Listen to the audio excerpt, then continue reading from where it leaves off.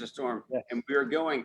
Hey, welcome everyone to this wonderful Wednesday evening here on, what is it? It's August 19th. So this is Making Waves number 6. And quite honestly, it's certainly a pleasure to have our guest tonight. You guys may know him as the guitarist for Alter Bridge and Creed, and of his own solo act. This is Mark Tremonti. So Mark, thank you so much for joining us this evening. Thanks for having me. It's happening. Dude. Yeah, this so is good to see you. Good to see you guys. Really quick before we start off, Mark, I myself and probably all the Shiprockers want to congratulate you on Guitar World naming you the Guitarist of the Decade. I know it might be a little late coming to say that to you, but it's fantastic. So thank you. Congratulations. Thant you very much. It's quite an honor. To echo that, I sent you like 10 text messages, but I understand. Thanks, brother. Hey, real quick, guys, if you're joining us on Making Waves for the first time out there in Facebook land, you can follow along on our feed here. And if you have any questions for Mark, please pose those and we will get to those. Obviously, if you want to rewatch this, or if you want to listen to it or turn someone on to it, you can also find us at Google Podcasts, Spotify Podcasts, and iTunes Podcasts. Just hit Making Waves Shiprocked and you will find us there. So tell you what, I'm going to get out of the way for a while. I'm going to monitor what you guys are doing here on Facebook. I'm going to let Chad and Mark talk away. Thanks, guys. Thank you. Hi, Mark. What's up, How man? are you? How's everything going? Is it hot? I'm in Los Angeles right now, and it's currently a scorching like 102 degrees. How's the weather in Orlando right now? It's always hot. If you take a shower and go outside and get in your car, you need another shower by the time the car starts. That was every time that we've ever come through, specifically Florida or Texas, it was like a rush, a mad dash to the venue shower or whatever we possibly could, just to kind of scrub all that grime off. It looks like you're in your, is that your studio? Or are you surrounded by like a shit ton of gear? Where are you at right now? This is my temporary studio. I'm kind of in between houses. I'm moving back into my real studio in about a month. So I just got stuff just piled up all over the place in here. I love it. Is that you said we earlier, folks, we chatted right before we went live, and Mark disclosed that he was working on a new record. So I was going to start our conversation off by asking him for which project, Mark, because you have so many of them. For the Tremonti band, you know, it's Eric's in town. Eric Friedman, the guitar player in the band, he was just recording with Projected, which is John Connolly's solo act with, you know, Scott Phillips and Vinny from Seven Dust, and you know, great. All of our buddies just recorded a record, so he's like, you know, I'm in town. I don't need to be at home. Let's just get going on the next record. So we're just knocking it out. That's awesome, man. I'm excited to hear it. Justin and I were talking earlier about how prolific you actually are as a human being, and like not just as a player, but as a human. I was telling him of all of the tours that Wilson had ever went on, I have to say that being in a room and sharing a stage with you was at first the most nerve-wracking feeling for us as a band. But as the first day went by, we got to meet you in like the soul that you actually are, and we all of our worries about being like, you know, we're not worthy or whatever, they were quelled. But you know, you guys are sick, man. You guys put on a hell of a show. So thank you very much. But to echo what this idea of a modern rock star. I mean, you're the type of guy who has been through it all, seen it all, done it all. You just consistently pump out music, and it's always fresh. It always rocks. And on top of that, you're quite possibly one of the nicest, coolest dudes I've ever met in that scene. So how do you do it? That's the question I have, is how do you do it? How do you juggle it all? You have a family, everything. Yeah, no, I mean, my family is, we're super tight. I just tell my wife, get out on the road as much as you can.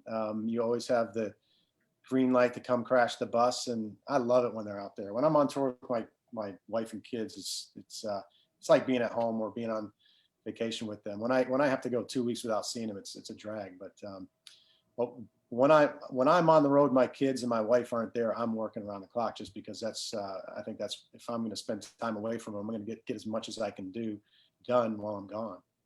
Yeah. So when you're actually out there on the road, how often do they come and visit you? Pretty often? I try to see them at least every 2 weeks, you know. Okay. Well, it's tougher when we're in Europe, but my kids have been to Europe probably a dozen times now. You know, it's, I hadn't been to Europe until I was 30 years old.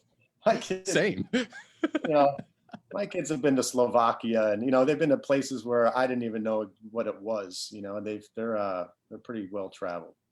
That's amazing. So when that happens, are they like the pearl of their friends when they come back home? Are you like, do your kids and subsequently your kids' friends, do they know like what you do? Is it like a very apparent, like when they come back from Slovakia touring with their dad, do they understand just exactly what's happening in the world? That's always kind of blown my mind with a person like yourself who has a family.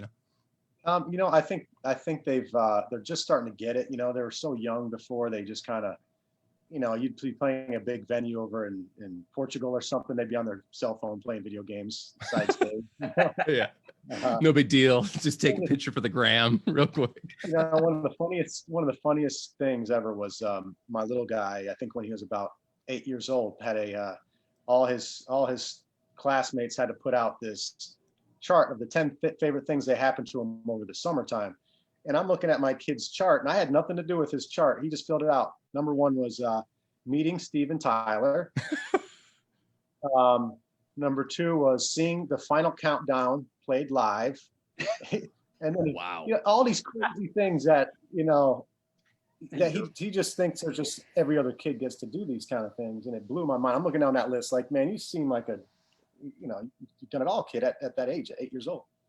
Yeah. So, Did you sit back and compare your list as when you were 8 years old and you're like, you little shit. I mowed the lawn and got $4. Got stung by a bee. Got stung by 2 bees. Yeah. One of them fell in my pop can. Can I ask you, Mark, real quick, between 97 and today, you have done 14 albums with your groups and as a solo act. I mean, and you've got one you're working on right now, and there's other projects where you've guest starred and things like that. And you throw in touring and everything else, and obviously the Dying Machine comic. And Chad mentioned earlier, very prolific. At some point, I mean, where does the energy to constantly be creative from, and what's the muse for this creativity? Because, I mean, we all know bands that sit several years between albums, and you just seem to kind of finish one project and you're already into the next one right away. You hit the ground running. Yeah, I just love I love the feeling of creating something that doesn't exist and put it out there and it materializes into something that is so important to people. It's I think music is the most magical thing humans can create to really stir emotions in people. And I think the same goes for creating stories. When it's the next step from a lyricist, creating the movement in or the emotions in a song. Writing one of my biggest things I wanted to do in life was to write a book, write a novel, and I finally got that done. And it's just one of those things. Are you just going to want to do it for 10 years, or are you just going to sit down and do it finally? So I think I read something by the master class things. Yeah. I think James Patterson did one, and he's like, you know what, just don't come back on here until you spent 45 minutes a day writing. Then we'll go forward. You just got to do it. Just like Nike, just do it. And if you suck at it, everybody sucks at first, and you do it again and you get a little better. And it's just, I love being creative, Now, let me ask you real quick. I want to let Chad get back in here. We've got some questions lining up here, but just personally, and this is a moment I had today, I was going back and I was kind of going through stuff, and I'm obviously very familiar with the Alter Bridge stuff and your solo stuff. But I went back and visited some Creed.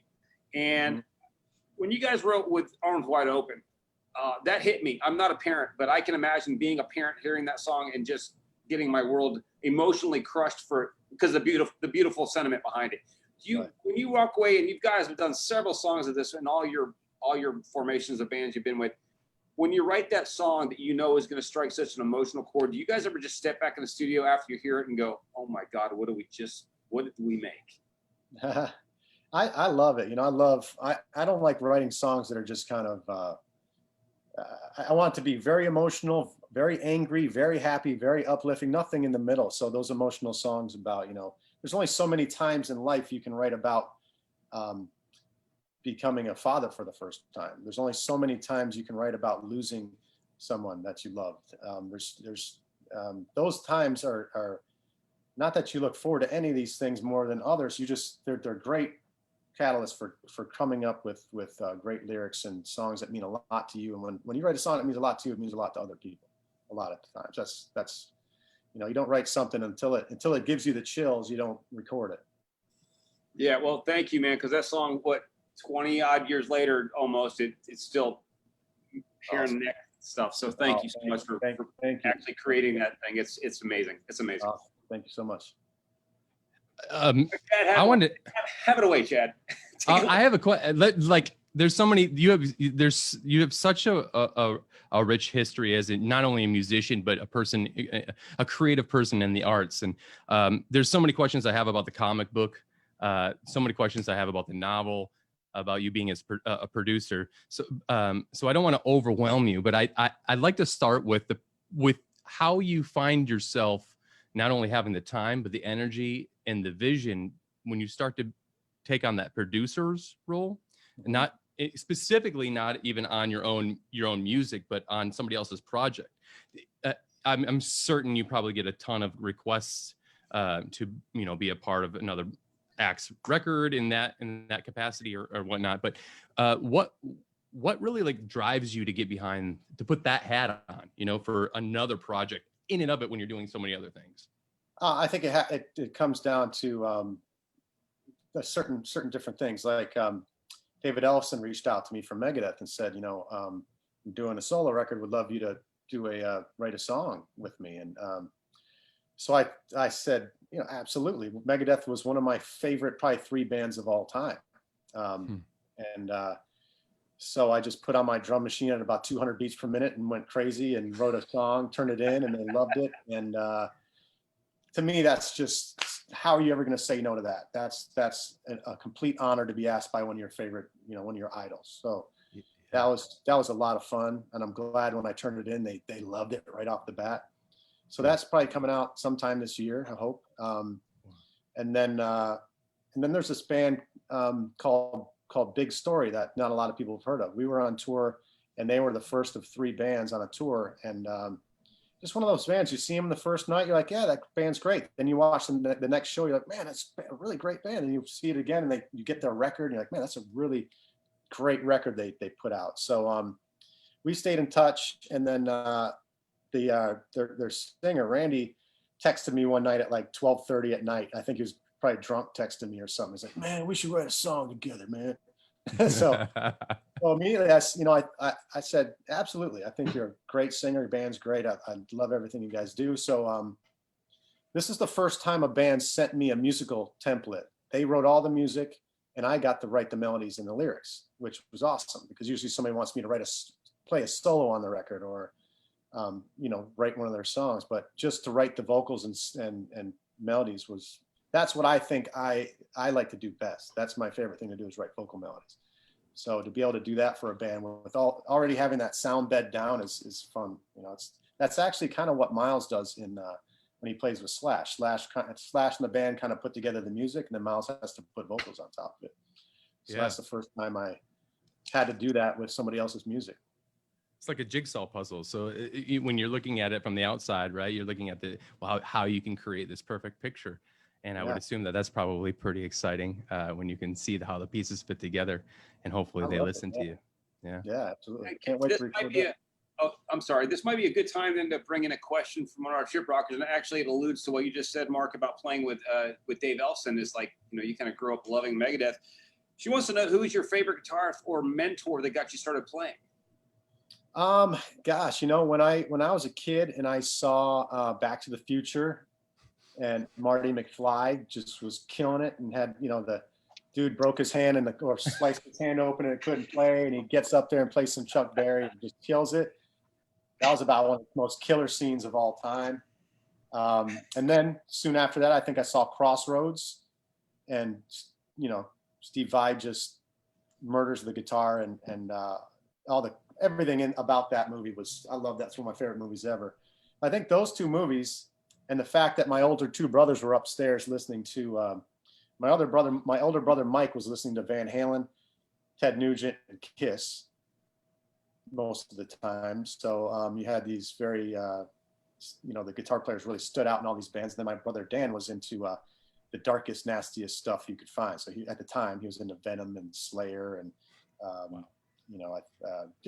can't remember what else, but I loved I loved all that stuff. So those are the guys that really made me want to play guitar, you know? So it's just a mixture of this. So basically, metal so Marty McFly to Edward Van Halen were basically the Yes. access of your mentors. Absolutely. I just loved the guitar. Every time I'd hear a guitar, like if I heard a Boston song, Boston would always break everything down and just have a guitar by itself. That always made my hair stand up on my arms. It was like I was just magnetized towards that guitar. Well, Jen, that hopefully you got the answer you're looking for. That's quite interesting too. So thank you so much for your question, Mark. Thank you for answering that for her, please. Thank you. You mentioned something about, you said your childhood. I'm from Detroit, and you're from Detroit. When you were listening to your older brothers upstairs, was that in Detroit? Yeah, they were listening to the riff. Yeah. And so they would have the metal show on at midnight or something. I can't remember what it was, but yeah, I mean, back in Detroit, it was, there was a lot of metal going on back then. There was a lot of rock, a lot of metal. It's almost like the heavier stuff you could find, the cooler you were back then. And we smoked Camel non-filter cigarettes, and we were just 14, 15-year-old, just metalheads. I was in a band probably in 7th grade, 8th grade, called Wits End. And we recorded at Side Stick Studios in Detroit.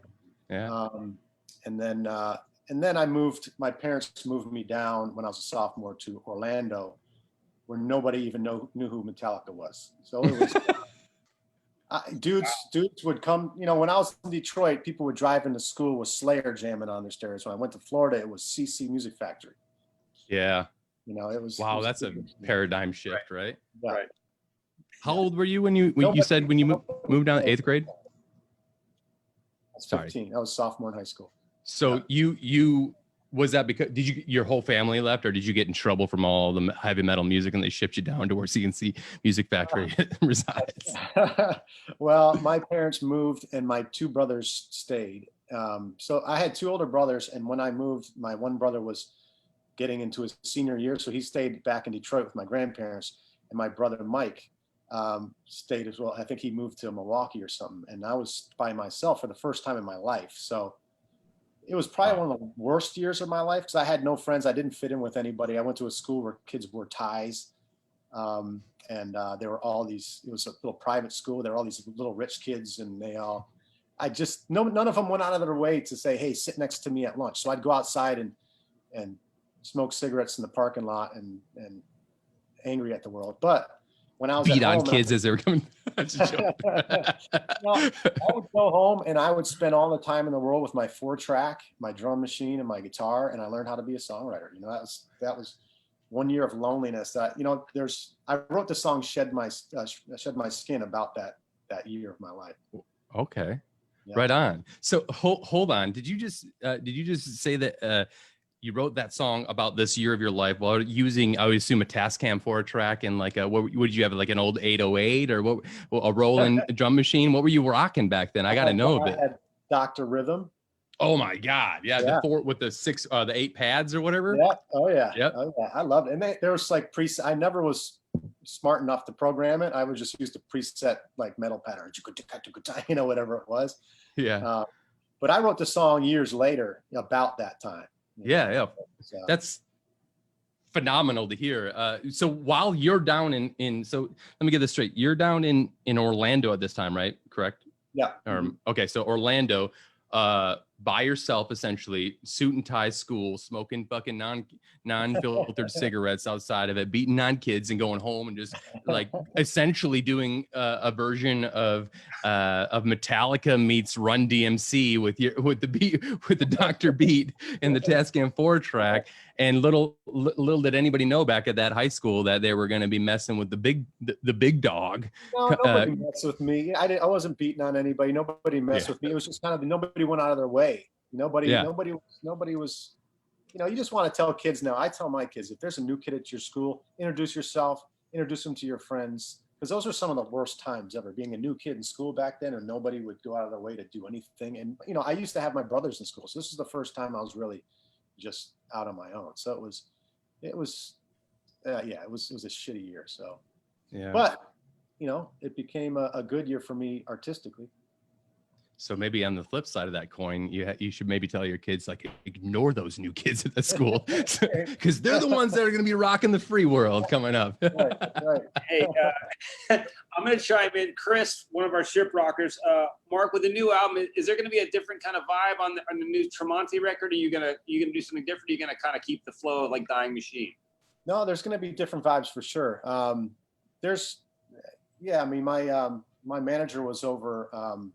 He came to town. He drove miles all the way from Spokane, Washington, all the way down here to record a record because they didn't want to fly. But he came over and listened to some songs. He's like, "Yeah, man, it's really different. That song's really different. You know, this one song sounds like it could have been from Dying Machine, but it's." I'm just trying to go on with it. I'm not really. I don't really have a time frame where I need to be done to record, so I can just dive into my garage band and drum up stuff that I've liked and just wanted to complete. And sometimes I'm like, all right, I need 7 to 10 heavy ass songs, and I need to make it a diverse record. Now I'm just going where my heart takes me, and just kind of see what happens. All right, fantastic. Chris, there's your answer, buddy. Mark is definitely going to vary it up a little bit, but thanks, Mark. Got it. If I can ask you something about your brothers and you, it seems like not from a young age you shared not only the love, they introduced you to this whole world that at a young age, but circumventing that to, I mean, when we were on tour with you, this would have been probably 2015, I believe. I got to meet your brother, and because I watched you every single day do not only. So here's how. If you're listening, listen very close, guitar players. So not only is Mark, like I said, one of the kindest, most gentle, giving human beings that I've ever met on the road, and an incredible guitar player, not only incredible, but prolific. He's also taking the time in between this touring schedule to give lessons and nurture the youth with their guitars. And I watched that I used to say it to the guys every single day. I'm like, this motherfucker is the real deal. Well, like he's, like I saw those kids, I saw those people every single day come in, and you gave guitar lessons. And I can't remember what venue it was. I believe it might've been maybe somewhere in Florida, actually, I met your brother, and he runs with you the Fret 12, or is a part of Fret 12. Like, so you guys are still like working together, for all that is heavy metal. Can you tell us a little bit more about what Fret 12 actually is? Yeah, both of my brothers actually are very involved. Cool. Fret 12 is a company that my brother Dan started. Dan. He was always like, you know what, you should. I used to collect all these instructional DVDs and tapes back in the day, and he's like, you should do one of those. And I always say, no, I'm not good enough. I'm not ready. I'll record it next year. I'll say I wasn't good enough. I should have waited. And finally one day he's like, just do it. Let's start this company called Fret 12. A bunch of guitar players. You could ask around, see who wants to do it. So, we've got Brett Hines on there, and lots of people. Leslie West and Michelangelo Badio's been on there. All kinds of people. But finally did it, and now it's turned into now he sells all kinds of instruments through Fret 12. The list goes on. He's just trying to create a guitar community there at fret12.com. So he's always trying to develop new things. He's always asking me, like, can you think of anything that, give me all the things that day in, day out a guitar player needs. What do you need other than straps and strings and this and that? And, because he wants to have it be a hub for guitar players to come and kind of be like a little hub where you can buy gear, you can check out instructional stuff, you can see interviews. When bands would come through town, they'd interview all these folks, and they're trying to drum up as much content as they could. But he's just now relaunched it again to really put a new website and everything. But my brother Mike, he runs all of our social media stuff. So he's the type of guy that wakes up, gets on Facebook, gets on Instagram, gets on everywhere, and answers everyone all the time. So I think it's been a big help for our fan base, because they feel like they're part of the family, because they all get answered. We feel like we know our fans. When we go to a show, we have hundreds of people that we already know at every show, it seems like. So it's great. Wow. So that you have this, on top of everything else, you have this cool family unit centered around the idea of community in general. Because as a guitar player, I started my musical career, sleeping every single night with my BC Rich in my bed when I was like 14, and waking up in the morning and playing, you know, and the only people I cared about, right, at that period of time were people who also were interested in, like, you know, guitar, that wanted to be in a band or whatever it was. And I didn't, you know, it's so cool to see those sort of things exist, and how technology today allows the youth or anybody in general to communicate with each other. Because your story in general, when you're just like, I like this stuff and I'm alone here. Had you had Fret 12 back then, you know, who knows how many, you know, different circumstances your life could have been affected greatly by just having that tool at your hands. It's cool. Absolutely. I mean, nowadays, guitar players have every way to learn. You got YouTube is such a great place. You know, there's no excuse why the world's best guitar players aren't popping up every day now. We had a question that kind of, I'm sorry, guys. I apologize. Mark, you finished what you're saying? I'm sorry. No problem. No, listen, I just had a question from Matt. I wanted to jump into this because it actually goes back to what you're talking about teaching. He has a question. He says, obviously, he's a brand new guitar player. He's like, what can new guitar players help to do to get over the idea of frustration with the instrument? You know, improvising is a great, I say improvise every day. When I do my guitar clinics, I start out with improvising, and I always tell people, no matter what you do, when you sit down, try to play like 2 songs and just improvise to it. You're not going to get better unless you're doing that.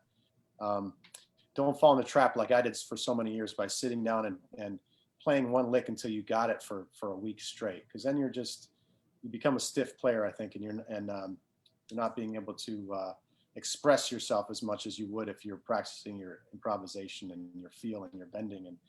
And I'm, you know, you asked me that question, but I'm frustrated every single damn day when I'm playing guitar, when I'm trying to learn new things. But being able to break out of that and then just having some me time where you just get to play and have fun, I think that's when you get better, is when you're just having fun and you're just playing and you're improvising and you're expressing yourself. If theory's too much for you to take in, take 4 notes and do everything you can with 4 notes, you know, then make it 5 notes, keep it in one spot. And then maybe you take those 5 notes and put them up an octave and play them or put them up on the next string group, you know. Take baby steps and work your way up. Well, I think it's really amazing, though, when a lot of people who are beginning at anything, doesn't matter if it's guitar or sports or whatever, when they hear that a professional who's been doing it a long time still gets frustrated with the instrument, I think that makes them feel like, you know, they're not so far behind that everyone runs into that. So Matt, take that to heart, buddy. Thank you so much for the question, Mark. Thank you for the answer. That I think that's something he could definitely grasp upon. Yeah. Yeah, I mean, Mark, I hate to hammer on you about more community stuff, but since we are on the Making Waves podcast right now, and it's powered by the ship, can you tell us a little bit about your first time coming on Shiprocked, and subsequently what has happened to your own personal life, the band's life, you know, all that throughout the years of being a part of the family? No, I mean, first time, I think it was Tremonti that played the first time we played Shiprocked. You know, you don't know what it's going to be like until you get on there. And from the very first hour I was on there, I loved it. You know, it seems like a big community out there. Everybody's cool to one another. It's no, you know, you think I'm going to get on this cruise ship and there's going to be 900 drunk, you know, folks just wanting to party all day long. And it is kind of true, but everybody's cool. And you're like, I'm the drunkest one. You know, at moments I am the drunkest one, but everybody's cool. Everybody's having a good time. Nobody's obnoxious unless they're just being funny about being obnoxious, and you enjoy them being obnoxious. You know, I love it. And you know, one of the best things is, and I can't even bring up names right now because I forget them all. But one of my favorite things to do is to go and hit the smaller venues during the afternoon or whenever the bands start playing, and find some band you never heard of.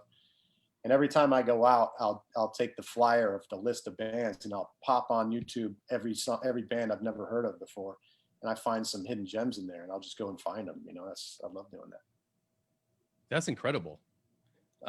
You know, for anybody who's listening right now that's in any younger band, to hear somebody of your stature say that you're spending the energy, your time and energy, just not only acclimating to the idea of being a part of the community, but also like researching what is happening around you. I don't know how unique.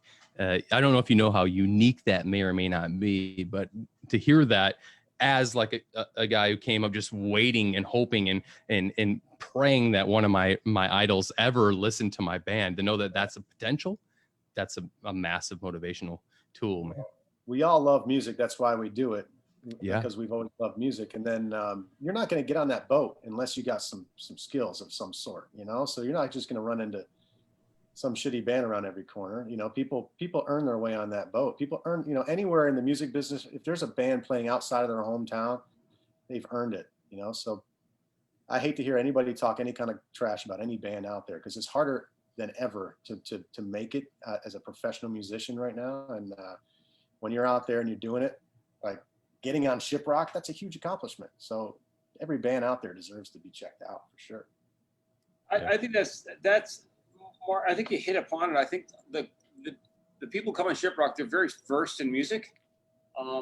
Obviously they'll know your stuff backwards and forwards, but they're also very open to minded about it. And they'll allow someone like yourself to freely go into shows and not bother you because they know you're paying attention to what's going on there. Yeah. Because as much as you are a musician, you're a fan as well. Yeah, you know, So, they'll hand me a free beer. You know, here's a beer, buddy. Always good. Yeah. Always good. Thank you. Now we know the true motivation. I show up in the afternoon, the people in the room are like, "What's up? It's Tremonti. Here's some free booze." Well, I got you. I love We had a you. question from Steve. This is an interesting question. He wanted to know, is there any track that you ever did with Creed that you'd like to try again with Alter Bridge? Like, is there something you'd like to see how Alter Bridge would do that same track?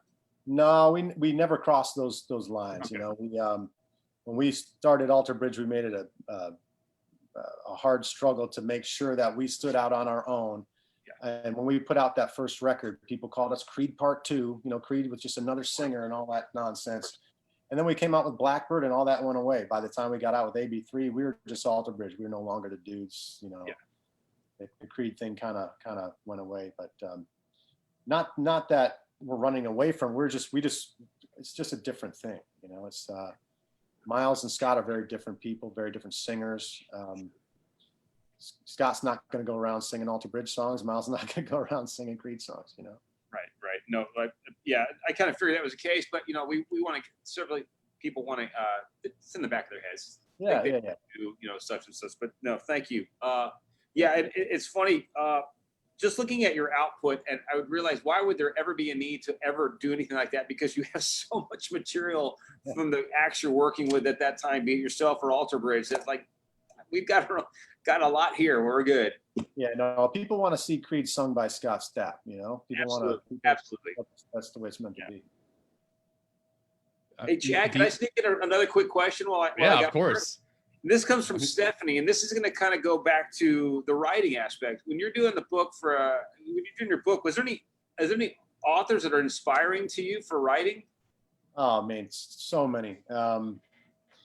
You know, I'm nowhere near as good as any of the writers that I look up to, and that's why it's been something that I thought would be such a huge accomplishment to actually write a novel. So when I was, like Joe Abercrombie is one of my favorites. Gene Wolfe. Of course, George R. Martin wrote one of my, Game of Thrones was one of my favorites for years and years and years and years. So when that finally came out on HBO, I was glued to the TV. But I'm a sci-fi fantasy world kind of thing. You know, I read all kinds of books, but I love, Joe Haldeman, the sci-fi kind of stuff. And, Name of the Wind by Patrick Rothfuss is a killer book. I actually gave him a guitar for one of his charities. And I've reached out to a few authors over the years to kind of try to befriend them, because I'll meet rock dudes and I'll meet athletes, but I'm an author nerd. I'm so impressed by these people. I remember one time I was over in, I think I was in Nottingham or something, and or Newcastle, and I'm in a bookstore. I took my wife and my kids there, and as I'm leaving, I see this big banner that says Brandon Sanderson doing an in-store meet and greet or whatnot. I'm like, damn, that's killer. I've read a few of his books. I'd love to meet him. And what time does it say? It was 10 minutes later. It was that day in 10 minutes. And I'm standing out there going, holy shit. And then a car pulls up, he walks out of the car, and I'm like, Brandon, hey, I'm Mark Tremonti and this and that, and I'm playing in concert in town and blah, blah, blah. And he's like, you're in Creed? I love Creed. And yeah, I'd love to come see your show, but I'm going to the next thing. And we stayed in contact on social media for a minute, but I get overexcited about authors because I think I love their imaginations, and they're just like songwriters, but they create a much bigger, deeper story, so it's Jesus, man. Kismet right there. Yeah, that's good, man. It's always exciting to see someone from another creative genre aspect or whatever. You kind of cross paths and you're like, you can kind of geek out for a while and not feel weird about it. At that point, you're just another person reading books. Yeah. Oh yeah, that's so cool. Stephanie, I hope you got your answer. She obviously is a very big book person, so she just said sci-fi too, so she probably knows a lot of those authors. So thanks, Mark. Nice. Mark, did you ever play when you were younger, or maybe now? Were you ever into like things like Dungeons and Dragons, or any sort of like mental role-playing games? Was I ever? Oh, yes. Yeah. Oh, can you tell me like what got you into it? Because this is so. I feel like this kinship that happens here. I can tell you a crazy Dungeons and Dragons story. So yes, I grew up playing Dungeons and Dragons. My older brother was, the dungeon master. The DM. We play all the time, and it wasn't nerdy for us. It was everybody up in Michigan played it. It was killer. So, anyways, I would put the player's handbook and Dungeon Master's Guide and the modules in front of me, and I'd look at the art all the time, and I put the art, save all those things. And one day my brother sold them all. I was so pissed.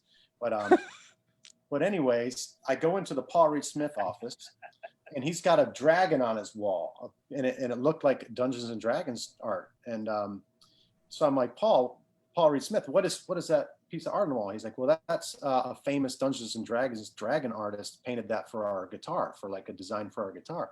I'm like, Jeff Easley? He's like, yeah, Jeff Easley. He's like, Jeff Easley? I'm like, hell yeah, he's like the D&D guy. So he's like, you know what? I'll send it to Jeff and have him sign it to you. So Jeff Easley signed a painting, sent it to me, and gave me his phone number. I called him up, and I said, you wouldn't happen to have any of the art from the original books, hardcover books and modules, would you? He's like, yeah. I'm like, you have the monster manual? He's like, yeah, I got that. I'm like, you have the player's handbook? Yeah. Do you have the manual of playing? I bought all of that art back in the day. I had the player's handbook and the monster manual in my bedroom. My wife put up with it, but I'm like tearing up. That's so incredibly cool. It was, for guys like us that know about it, it was a dream come true having that stuff. So. Yeah, I mean, you spend every night, right? I don't know about you, but I grew up the same exact thing. Michigan. I mean, yeah, we didn't think it was nerdy, but if you didn't go to school the next day beside your friends and be like, yo, stayed up to like 6 a.m. with a can of Surge, or whatever it was, playing Dungeons and Dragons. Now you play Call of Duty all night. It's just like playing Call of Duty, but we didn't have badass video games. We had, we had badass brain holes. Yeah. That's right. The idea of what you just said, like, that if you're not familiar with Dungeons and Dragons, just go ahead and look up the artist that that Mark just mentioned. The artistic textures that you would see specifically sitting in front of you all the entire quest, because your dungeon masters, like they would have the artwork's facing you, and I would go to bed every night and just have these lucid dreams about Siobhan dragons and and all these other things. And the fact that you not only had that interaction, but also have that in your collection, that's huge, man. I That's trace so cool. them all. I've got books full of trace and tried to draw it, but I wasn't very good back then. And he was a very nice guy. He just thought nothing of it. Yeah, I just got leaning against the wall in my garage. You can have, I bought it for next to, he didn't. You think a guy like that would charge you an arm and a leg, but he's just a nice guy about it. Wow, that's so cool. Congratulations. Speaking of locking away in a basement doing stuff, during COVID, Mark, Mike wants to know, what have you been listening to? Jeez, I've been writing, but lately I've been listening to a lot of Frank Sinatra. I love Frank Sinatra. Oh, Blue Eyes, what's going on there? They just came out also with that new documentary, which is awesome. Fantastic. And I love to sing some Frank Sinatra. It's What? just, I just like to walk around the house singing Frank Sinatra. So it's, he's the man. His story's awesome. It's very unmetal, but it's awesome. I No, love it. his life is very metal. You know what, Mark? Why not an acoustic version of by Tremonti of Summer Wind or something? I would What? love it. I would love it. His vocal range is perfect for me. I mean, seriously, that's There a you go. that's a great, Justin. Just, I mean, that's a great idea. If you do have like this candor too about you have this smokiness in your delivery as a human, just the way that you talk, you would crush that, man. Yeah. Oh man, So I'm gonna write a Christmas album. Oh, wow. Bing Mike, Crosby style. Mark has been listening to the chairman of the board, so that's how he's been spending the summer, which is a summer very well spent, by the way. So, thanks, Mike. Yes. Mark, thanks. Yeah. I have so many questions now that you're that I found out that you're a D&D head, man. This comic book attached to the Dying Machine record. Who did the art? Can you like talk a little bit more? I mean, you mentioned it, but oh, it's not. No. We just it's funny. I wrote the book and then we put it out and released it for the fans. Got it pressed in a hardcover book, and I have an agent that's shopping it for a publishing deal, and it's taken a while. She says, be patient, something will happen, blah blah. So in the meantime, somebody came and approached us about doing a graphic novel, or it's not a graphic novel, but a comic. And so I guess some of the guys who did the Marvel art and whatnot work for this company that want to do the book. So we just came to terms on the tedious legal work, and now we're ready to do the book. But in the meantime, since that deal came together, on tomorrow at 1:00, I get on the phone with a big 5 publishing house to talk about maybe a book deal. So that's the most exciting thing going on in my world right now. Wow. Yeah. I don't want to take credit for this conversation, because this is something that Justin wanted to touch on, and I'm sure he has more questions about this. But I have to ask before I turn it over to Justin. Did you just, is this something that you were dreaming of, and then you just kind of kept talking about it until somebody said yes? Yes. I mean, this is when the book was done, it came out and people dug it, and I was very nervous to release it because it was my first novel, but everybody dug it. And when my agent read it, she loved it, and she sent it to a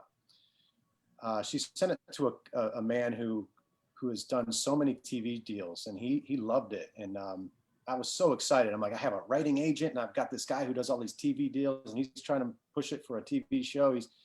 And then nothing happened for like a year. So I was just kind of like, when you're on the top of the world, like, yes, something's going on, then nothing happens. It's kind of depressing, So I kind of lost faith in it. And then when the comic book thing came around, I was excited about it, but I really, really wanted to become a published author, And so just about 2 weeks ago, I think it was, I got a call from my agent, all excited about this big time executive editor wanting to just read the book again on his vacation and wants to get on the phone with me tomorrow about my next book and this book, and maybe doing a multi-book deal. So it's that would be, you'd see about the happiest guy in the world.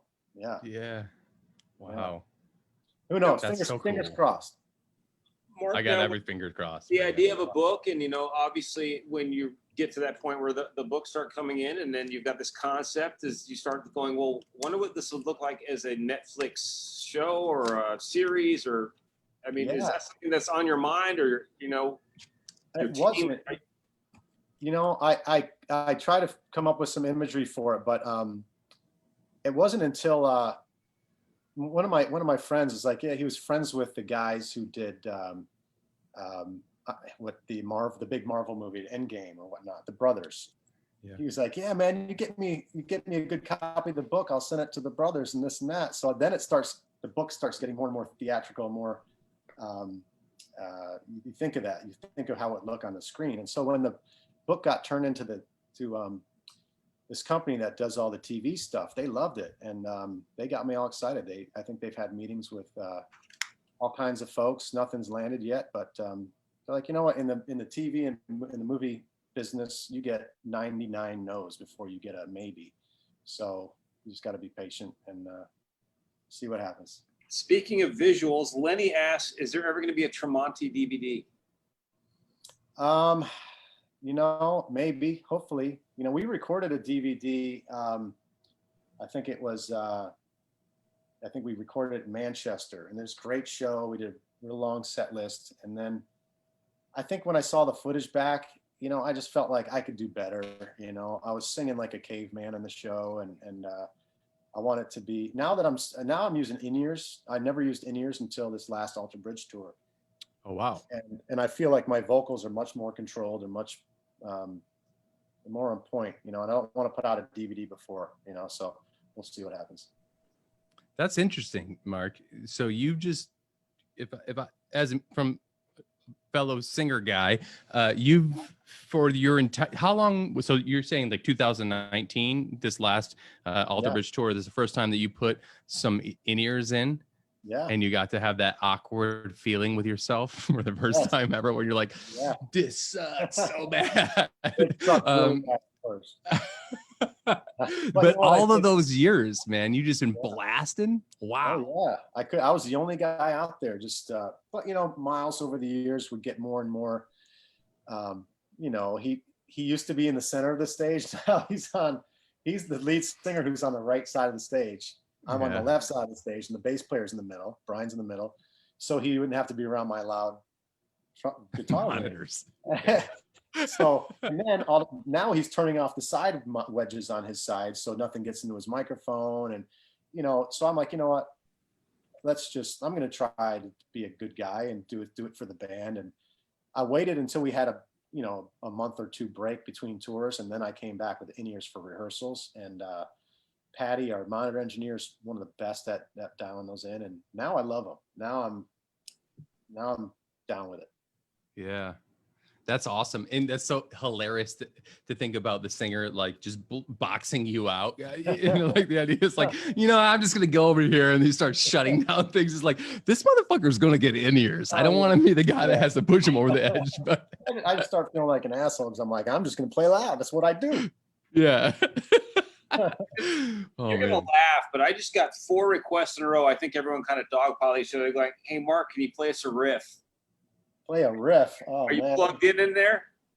I'm plugged in. What kind of riff you want to hear? Some metal? Anything you got, bud. Anything you got. One of the This is 1,000 so cool. you have. This is so cool. I don't even have riffs. This is a first, by the way. I don't think we've ever. You know what's the first is this is my signature amp that I'm dialing in right now. It's called the MT100. What? And nobody's heard it until now. Mark, I'm glad you mentioned that because we had several questions regarding that amp. So thank you, guys. This is what it sounds like. This is what it sounds like. Let's see.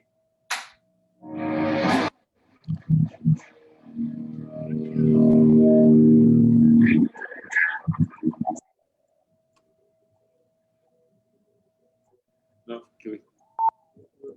It's so fucking loud. It's not even. It probably sounds like. Yeah, it was loud to the point where like it actually canceled out the entirety of like the world. The world got sucked in. That's what the amp sounds like. Right. It creates a void in the world. Dude, that is so cool. I don't know if it's possible. Can we see that your guitar that you just played? Is this one of your signatures? Yeah, it's just a black one. I love this one. Oh my God. What's that bridge pickup you have in there? That's actually my signature pickup. I knew it. Yeah. There's a few people said they couldn't hear. Is there a reason why some people couldn't hear that what you just played? I don't know. Maybe because it's too loud for the computer. Yeah, it might be. It's too heavy. Become heavier. You're at home and you don't have a guitar tech at home. You leave all these strings all dangling. Yep. It says nobody heard it. No one got a chance to hear it. Is there? Well, you'll have to come hear it live. It's like a fucking dog whistle. Yeah. Well, you heard it, Chad, right? I heard it. Okay. I heard it. I'm a All I'm right, a dog. guys. It was so loud it actually, well, basically time space continuum right over your system. Awesome. Is this your first amp? Like No, your first? I came out with the MT-15 2 years ago. Okay. I'm an amp fanatic, so we dialed it in for a long time, and I got together with Paul Reed Smith and Doug Sewell to create it. And I'm such a fanatic. When it came out, I was really nervous to release it because I didn't want to hear anybody say, you know, that amp sucks or doesn't sound this or that. But when it came out, we got best in show at NAMM. So I told Paul, I'm like, I want this amp to be under $600. I want it to be affordable, and I want it to sound better than any amp I have. And that's what we did. Price has gone up about $100 since, just because, I don't know, prices go up in the gear world over time. But because it's so good. By far, I just think in that price range, it's the best sounding amp you could ever have. It kills. I've got all these amps in here, just stacks and stacks of amps, and it's my favorite amp. Yeah. Now the MT-100 is my favorite amp, but it's a killer amp. So, I have one quick question about your tone, your everything. What was it? I don't know how to really word this question, because I'm not Mark Tremonti, but there had to have been a moment, right? I think every guitar player has to say yes, right? You stop cutting the mids or whatever it is when you're creating that. You figure out the pickups scenario that works best for what you're trying to accomplish. What was that moment for you? What gear were you playing on that you were just like, okay, I take this and combine it into this and it will be mine? So curious. I'm a big believer in 2 amps at one time. I even told Paul when I did a signature amp, I'm like, even though I'm doing a signature amp with you guys, I always mix amps. 2 amps to me always sound better than any 1 amp. I think that you get the best out of 1 amp and you partner it up with its dream partner, and they fill a big, huge frequency range that sounds like a wall. So if I'm just using I grew up loving Mesa Boogie rectifiers, and I think rectifiers are about the meanest, the biggest bully of the amps. You put all these amps next to one another, and the rectifier is just the heaviest sounding amp. Everybody comes out with these metal amps that have that metal scoop tone, but the Boogie's just a bully. It's just a beast of an amp. So the MT-15 and MT-100 are kind of in that that type of big thick sound. But then I mix that sound with a rounder amp, like a Bogner Ubershaw or a PRS Archon. Those are big, heavy metal kind of sounding amps, but they're not, the high end on them isn't as bright as the Mesa Boogies. So when you mix them together, you have that rich, flowy, smooth lead tone from the Bogner side of things or the PRS Archon side of things, and then you have just the ball busting Boogie stuff. Because if you play the Boogie by itself, I don't necessarily love the lead tone by itself. I don't like the clean tone by itself. If I take the PRS Archon, it doesn't kick your ass as good as the rectifier sometimes. But together they feel the best. They make the best of both worlds. So on tour right now, I've got a PRS Archon, and I've got a Revision F Mesa Boogie rectifier. Revision Fs are my favorite voicing of the rectifier at this point. So I've got 2 Revision Fs. The one I have on the road is my favorite that I've bought. Wow, I wanted to ask then. Sorry to nerd out a little bit harder on this guitar. How many times did you have to fail to figure these marriages out of these particular types of? I mean, I know exactly the first time that I can literally see you sitting down and plugging in your guitar to a rectifier at the mere age of maybe 16 or something like that, and be like, what the fuck is this? Because I did the same. I think every guitar player ever who plugs into it for the first time ever does the same thing. But you had to figure out what to do to marry that. So how many biffs did you have before you fucking, Oh, you know? tons. Well, Sick. I'm like I collect amplifiers, so I have a habit, and I've got a bad habit. I collect them and collect them and collect them. So every time I go on tour, I might have 2 or 3 new amps that I haven't gotten to play. It's one thing having an amp at home. It's another thing bringing it into a big venue and being able to hear how it sounds in a venue. So I'll go to my first shows with all my new amps, and I'll partner them up with the rectifier or whatever. Maybe it's the Archon that I'm mixing. Next, when I get the MT100, I'll put that up there, and I'll drag out all my favorite other amps and play them all together. But usually, you know, for a long time, it was the Bogner Ubershaw and the Mesa rectifier for a lot of years. Now the PRS Archon fills that Ubershaw spot, and the Ubershaw is still an awesome amp. But my Ubershaw is special. I keep it at home now. I've got a lot of history with it, so I don't want it to get messed up on the road.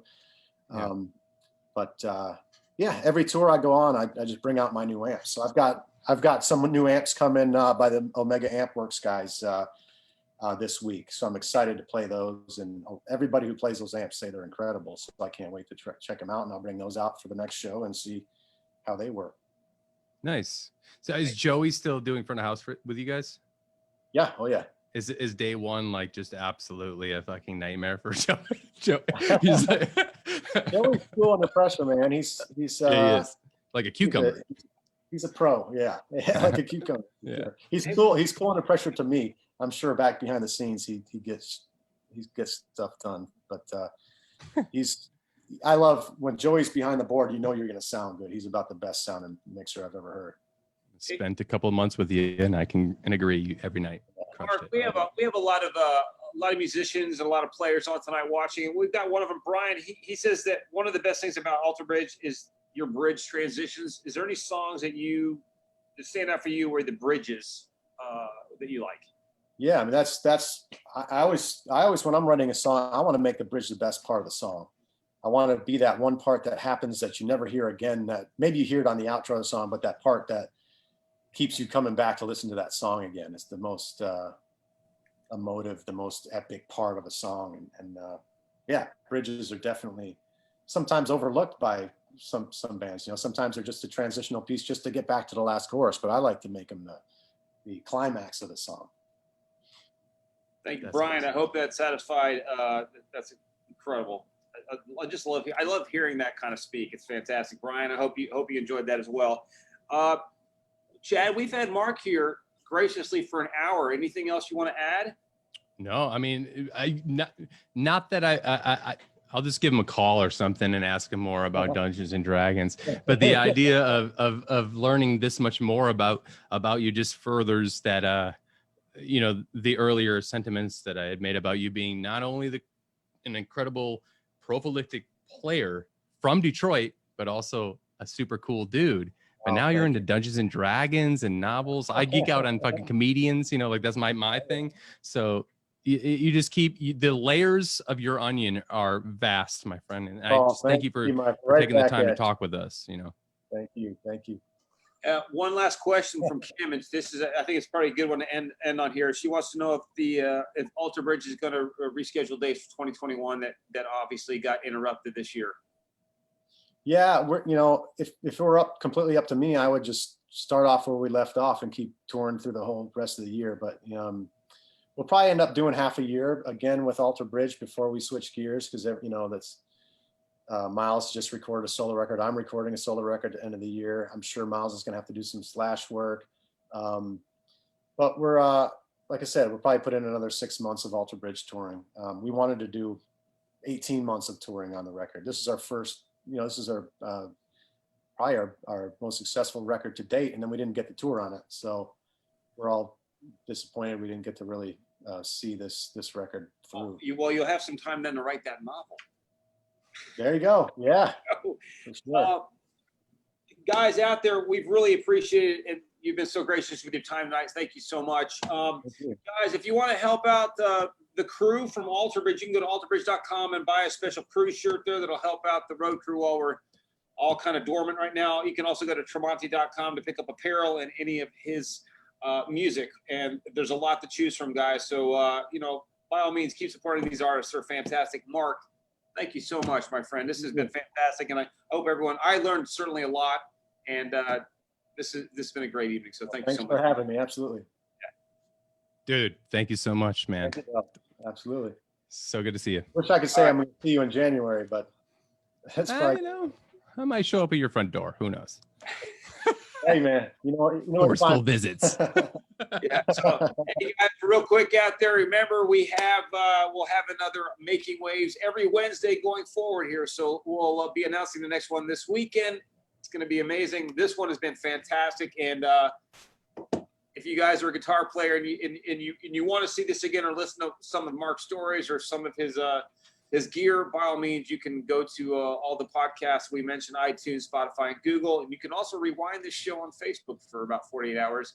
You can check it out there and then turn your friends onto it.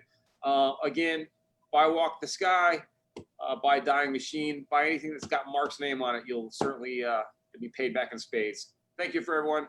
Everyone, take care. Thank you. See you on the flip side of the 8-sided die, my man. 20-sided die. Yeah.